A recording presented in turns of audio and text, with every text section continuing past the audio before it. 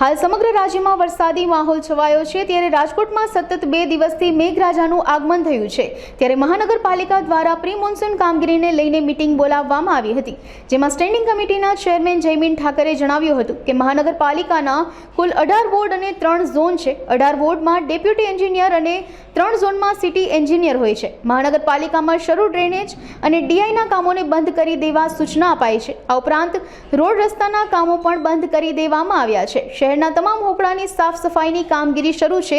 રસ્તાઓ પર ખાડાઓ બુરવાની કામગીરી શરૂ છે। રાજકોટ મહાનગરપાલિકાના કુલ 18 વોર્ડ છે અને 3 ઝોનની અંદર આખું રાજકોટ મહાનગરપાલિકા વ્યવસ્થાની દ્રષ્ટિએ જોડાયેલું છે। 18 વોર્ડમાં 18 ડેપ્યુટી એન્જિનિયરો હોય છે અને 3 સિટી એન્જિનિયર હોય 3 ઝોનના।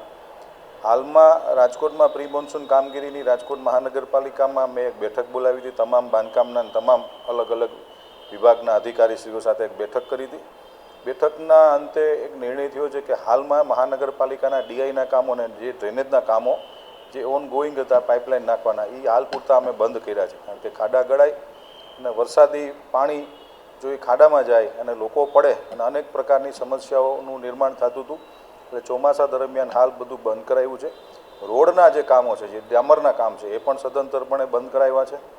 રાજકોટમાં જેટલા ખુલ્લા વોકડાઓ છે એ તમામ વોકડાઓની અંદર મોટા પ્રમાણની અંદર સાફ સફાઈ અત્યારે ચાલુ છે, નિયમિત સાફ સફાઈ ચાલુ। જ્યાં જેસીબી ન ઉતારવા પડે ત્યાં જેસીબી ઉતારીએ છીએ અને જે કરવું પડે એ રાજકોટ મહાનગરપાલિકાનું તંત્ર સજ્જ છે।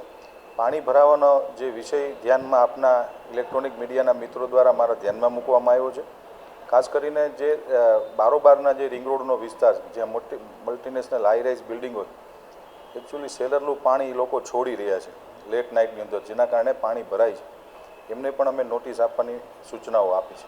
ખાડા ખોદવાની કામગીરી ચાલુ હું એમ નહીં કહી શકું, પણ જે ખાડા ખોદાયેલા હતા એને બુરવાની કામગીરી ચાલુ છે।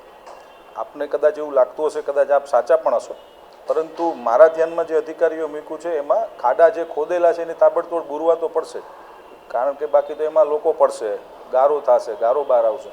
એ વ્યવસ્થા અમે લોકો અત્યારે કરી રહ્યા છીએ।